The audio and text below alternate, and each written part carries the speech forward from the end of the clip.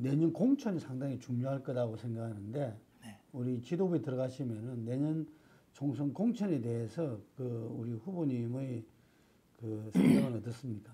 어떻게 가야 된다 보니까? 과거에는 당원들을 너무 무시했어요. 우리는 당원은 그저 동원이나 하고 그렇게 시작을 했는데 이번에 당대표 경선에서는 당원들의 그 당원들이 직접 당대표를 선출하게 만들었잖아요. 그렇게 하는 과정이 사실 가능해진 것은 이 당원 숫자가 지금 책임 당원만 해도 조금 있으면 한 100만 명이 될 거예요. 아 지금 84만 명이라는 게 책임 당원만 84만 책임 당원인데 그것도 12월 1월 2월 입당 책임 당원은 당원은 책임 당원이 안 되죠. 아직은 네. 당비를 내고 3개월이 지나야 되니까. 네.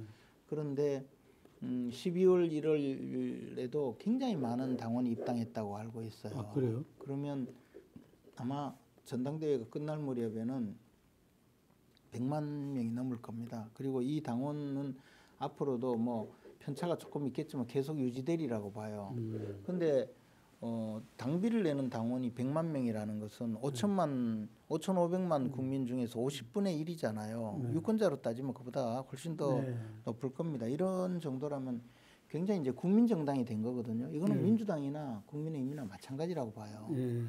그러면 정치에 관심이 있고 사회 참여를 하려는 당원들이 100만 명이 되었으면 이 당원들의 뜻에 따라서 공천을 하는 것이 지극히 이제 정상적인 시대가 된 거죠. 과거에는 이른바 뭐 오픈 프라이머리든 또는 뭐 상향식 공천을 하면 결국은 당협위원장이 내가 내를 뽑는 거 아니냐, 그러니까 이게 말이 되냐, 뭐 그런 논리가 있었어요. 그래서 지난번 21대 그 공천 때도 당원들은 싹 무시하고 여론조사로 뽑는다고 하면서 그럼 여론조사를 했으면 여론조사대로 뽑아야 되잖아요.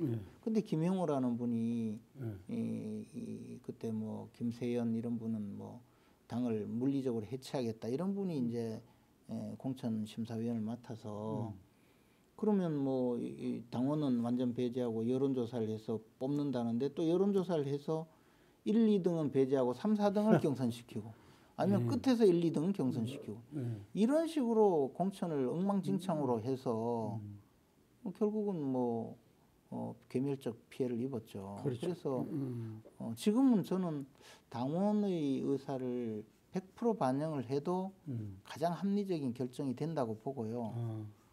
지역 여론을 반영한다면 뭐 그것도 반영하든 그렇게 해서 이제 공천을 가지고 장난치는 일은 이제 없어야 된다고 보죠. 공천으로 장난치는 당치고 제대로 되는 선거를 저는 본 적이 없거든요. 근데 제가 보니까 지난 그 총선에 딱 대비되는 게 민주당은 어쨌든 이해창 그 당시 당대표가 1년 전에 공천 룰을 갖다 확립을 해가지고 큰 틀에서는 그대로 진행이 됐거든요. 그렇죠. 그래서 국힘도 빨리 공천 룰이 확정돼야 되지 않겠나? 아니요, 공천 룰이 있어요. 공천 룰에 지금 보면요, 경선을 하게 돼 있어요. 근데 그 장난을 친 거죠. 그러니까 당헌 당규대로 하지도 않았어요. 지금 당원으로 한다는 뜻에 따라서 한다는 것은 당원 경선을 말하는 겁니까? 그렇죠. 아, 당원 경선. 아마 당원 50%, 일반 국민 여론조사 50%로 정해져 있어요. 그리고 경선을 하지 않는 사유는 특별하게 이렇게 정해져 있거든요. 근데 이제 뭐 멋대로 해버린 거죠. 근데 5대 5인데 이게 조금 바뀌어야 된다는 겁니까? 아니요, 저는 5대5로 하든 아예 당원 100%로 하든 뭐든지 기준이 있어야 된다는 거죠. 아니면 떡볶이를 하든. 그게 그 기준이 뭐 추첨도 저는 좋다고 봐요. 뭐 당헌 당규에 있는데 그 부분들 다시 한 번 더 확정해야 된다. 아니 지금 당헌 당규대로 하겠다고 라고 해도 저는 뭐 충분히 가능하다고 보는데 과연 뭐 당헌 당규대로 하겠느냐의 문제가 있겠죠. 저는 뭐 그 점에 대해서는 계속 문제 제기를 하는데 당이 항상 이제 그때 되면 혼란상으로 가고 잘 안 되죠. 윤 대통령이 그 입당하실 때 실제로는 그때 이제 많은 이야기들이 그 주변에 있는 그 분들 이들이 그 국힘에 바로 입당하기보다는 조금 제3지대에 머물면서 자기 좀 이렇게 이미지라든지 이런 부분들을 한 다음에 입당하는 게 좋을 것 같다. 근데 갑작스럽게 그냥 한 달 만에 입당을 했잖아요. 그래서 본인도 그게 어쩔 수 없는 선택이었다 나중에 이야기한 바도 있고.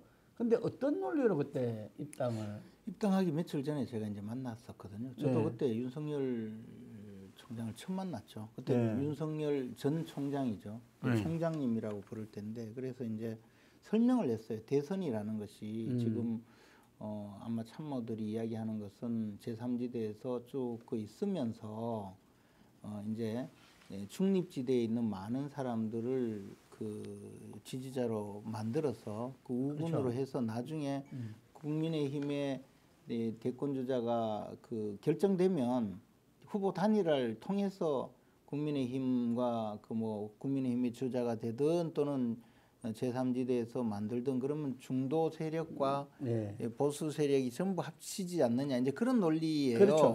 그렇게 이야기를 하시더라고요. 그래서 대선판이 되면 결국은 중도는 없어진다. 결국 선택을 한다. 첫째 중도라는 거는 허상이다. 아. 싸움터에서 중도는 허상이고 둘째는 진영 싸움이 벌어질 때는 결국은 누구든지 선택을 하는데 그러면 지금 말씀하시는 그분들이 결국에는 점점 줄어들면 후보 단일화가 아니고 그냥 흡수의 대상이 될 수가 있다. 그리고 더 나아가서 지금 국민의힘에는 대권 주자라고 하지만 지지율 다 합쳐서 5%도 안 된다. 이런 상황은 제가 표현을 이런 상황은 거의 빈집털이 해야 될 수준이다. 빈집이니까 당시에 대권 국힘이 대권 주자 그렇죠. 현재 당시에 네. 당시에 뭐 유승민, 홍준표 그분들이 다 1%대였거든요. 그렇죠.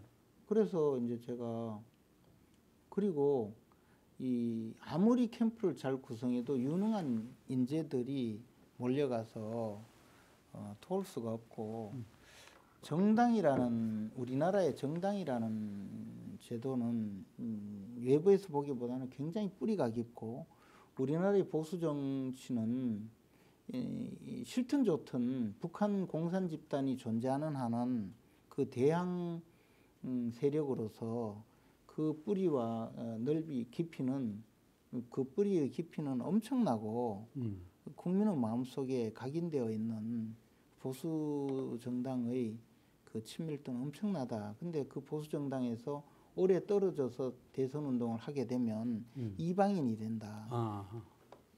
지금 국민의힘에 들어가면 마치 그 카이사르가 갈리아를 정벌하고 돌아온 로마에 입성하는 그런 모습으로 입당을 할 수 있는데 국민의힘의 대선 후보가 결정이 되고 나면 협상을 해야 될 거다. 마치 판문점에서 협상하듯이. 그러니까 지금 하루빨리 들어오시라. 그리고 그것도 7월 중에 들어오셔야 된다.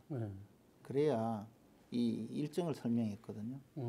그래서 7월 중에 들어오는 게 며칠 아니니까 그래서 이제 내부에 회의를 하고 곧바로 7월 중에 실제로 약속을 지키신 거죠.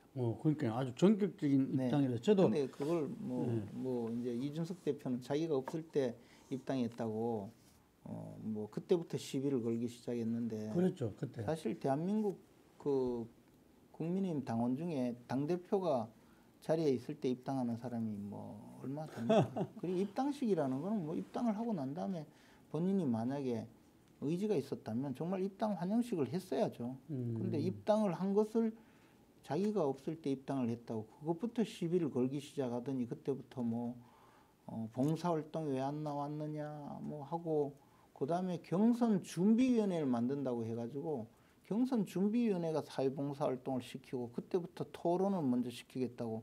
그래서 제가 계속 주장한 것이 경선준비위원회는 경선을 하는 절차와 경선 방식을 정하고 그걸 준비하는 위원회지.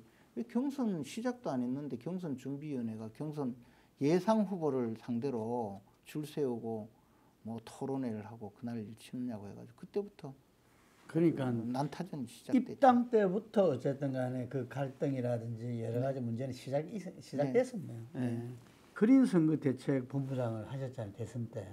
그래서 이재명 민주당 대표에 대해서 여러 가지 지금 사법 문제 네. 너무나 잘 아실 것 같은데 네.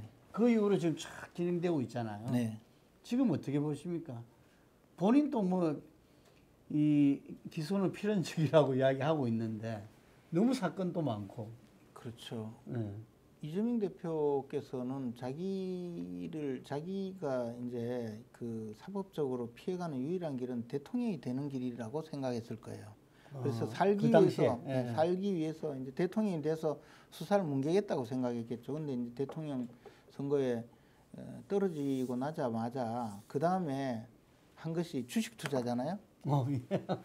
그죠? 예. 아주 멘탈 갑이잖아요. 그리고 그분이 생각했을 거예요. 그러면 안 잡혀가는 또 다른 방법은 국회의원 되는 거다. 그렇게 생각했을 텐데 어쨌든 지금 당대표가 되어서 이제 하는 것도 다 사실은 자기 보호 방어를 위한 것이라고 보고요.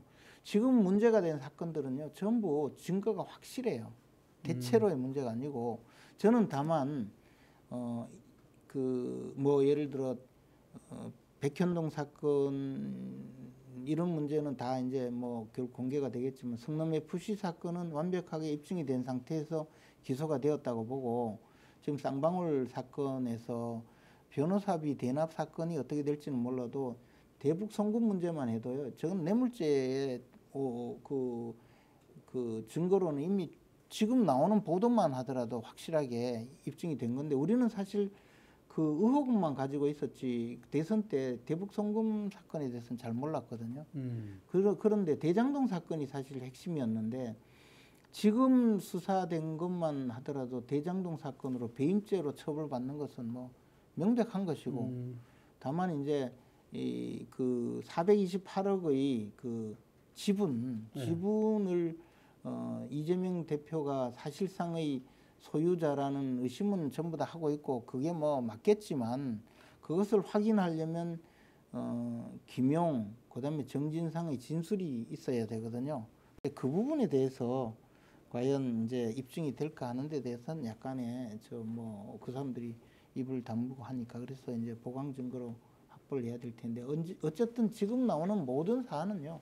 이재명 대표가 그냥 모두 처벌받아야 될 사안이고 그런 증거는 뭐 거의 다 이미 다른 사람들의 진술이나 제출하는 자료에 의해서 확정이 된다고 봐요. 그리고 이재명 대표는 스스로 제가 보기에는 두 번의 고비가 있었거든요. 그 두 번의 고비에서 두 번의 고비를 넘기면서 일종의 성공의 전설을 쌓았다고 봐요. 그러니까 이제 그분이 이제 과도하게 큰 일을 벌인 건데 첫 번째는 이제 김부선 씨와의 문제가 있을 때 결국은 이제 역사상 인류 역사상 거의 처음으로 대통령이 되시려는 분이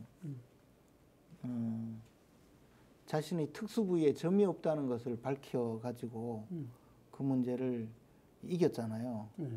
사실 그 과정도 드라마틱하잖아요.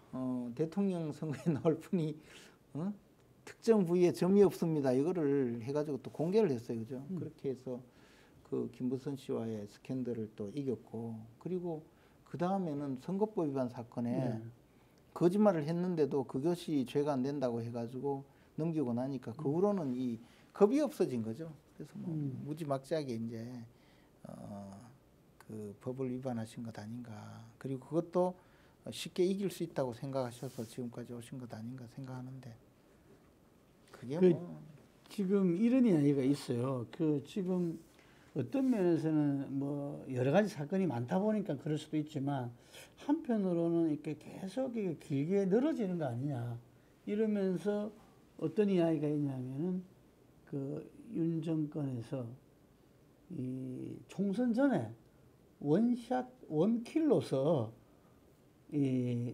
민주당을 참패시키는 하나의 그 시점을 보고 있다 이런 이야기가 있는데 그 들어보셨습니까? 민주당이 뭐 이제 예를 들어 지금까지 수사를 계속 끌어서 대선 총선 직전에 다 터뜨린다는 이야기를 하는 사람이 있고 또 그랬으면 좋겠다고 이야기하는 사람도 있지만 수사는 절대 그래 되지도 않고 또 하나는 아마 이번 저 출두하고 나면 거의 정리가 되지 않을까 생각하는데요. 그리고 대장동 사건도 뭐 이미 증거관계가 확보됐으니까 조사를 두 번째 하는 것 아니겠습니까? 그리고 이제 그 끝나면 또 지금 어쨌든 김성태 회장이 가서 진술을 하고 있잖아요. 근데 이제 조폭하고 저런 거래를 하는 데 대해서 저는 조금 의아했어요. 왜냐하면 조폭이라는 사람들은 김성태 회장이 조폭이라고 지금 뭐 다 알려져 있잖아요. 근데 조폭들은 이게 이제 이 성질이 좀 급하고 대체로 참을성이 없는 사람들이거든요. 그러니까 이제 뭐 어릴 때 배고프면 남의 음식도 막 뺏어 먹고 커가지고 힘이 좀 있으면 기분 나쁘면 아무나 때리고 돈 없으면 아무 돈이나 뺏고 이게 이제 조폭이잖아요. 그럼 무리지어 다니고. 그런데 그런 사람이 하고 돈거래를 했어요. 그리고 철석같이 막 영화 친구 안 봤냐, 뭐 니하고 내하고 친구 아이가 이러지만 참을성이 없어서 들어가 한 3일 동안 막 교도소 갔다 나와가지고 물어보면 술술술 다 불어요. 그런 사람들이. 그러니까 김성태 지금 이야기를 쫙 하잖아요. 그리고 뭐 없던 영수증까지 제출하잖아요. 숨겨놨던 거. 그러니까 저런 사람이 이야기하면요. 증거관계도 다 찾아내가지고 확인을 시키거든요. 그러니까 이 증거를 뭐 지금 말뿐이다 이렇게 이야기하는데 그건 다 헛소리고 계좌 추적 결과 모든 게 다 맞을 거예요. 제가 보기에. 그렇기 때문에 이걸 오래 끌고 갈 사건이 아니고 저는 뭐 2월 중 3월 중에 결론이 나지 않을까. 민주당 일각에서는 어쨌든 이 당을 위해서 당대표가 그래 자신이 있으면은 대표직을 내려놓고 사법 문제는 이 본인이 그걸 갖다가 대응하고 당은 민생으로 가게 해라 이랬는데 그 절대로 당대표를 내려놓지 않을 거다. 이재명 대표 모르세요? 저 녹취 파일 한번 안 들어보셨어요? 그 보면 다 나오잖아요. 이재명 대표는 자기를 지키기 위해서 국회의원이 됐고 대표가 된 분이고 당헌 당규까지 개정한 분이거든요. 그런데 민주당도 그렇게 호락호락한 당이 아니에요. 저분을 끄집어 내리려는 시도도 굉장히 많을 거라고 봐요. 이재명 대표는 그걸 잘 모르시는데 민주당의 역사도 아주 뿌리 깊은 역사예요. 그래서 그렇게 한 사람이 와서 저렇게 분탕질하는 것을 오랫동안 보지는 않아요. 그 민주당도 분명히 이재명 대표는 뭐 맨날 이렇게 집회도 하고 막 개딸들 모아가지고 위세를 과시하고 하면 의원들이 두렵잖아요. 잘못했다가 또 이재명 저 사람이 그 공천권을 행사하면 나는 공천 안 줄지 모른다 해서 지금 끌려다니고 있잖아요. 그렇지만 민주당이 망한다는 생각을 하면 아마 체포동의안 내면 민주당 스스로 가결시킬 수도 있다고 봐요. 그래요? 네. 어쨌든 꼽히는 그 3월에 오면 뭔가 변화가 있을 수밖에 없겠네요. 민주당도. 민주당이 아마 체포동의안은 부결시켜도 의원들이 들고 일어나서 대표직은 내려놓고 재판받아라라고 한다면 어떡하겠습니까? 뭐 거기 대고 쌍욕하실 겁니까?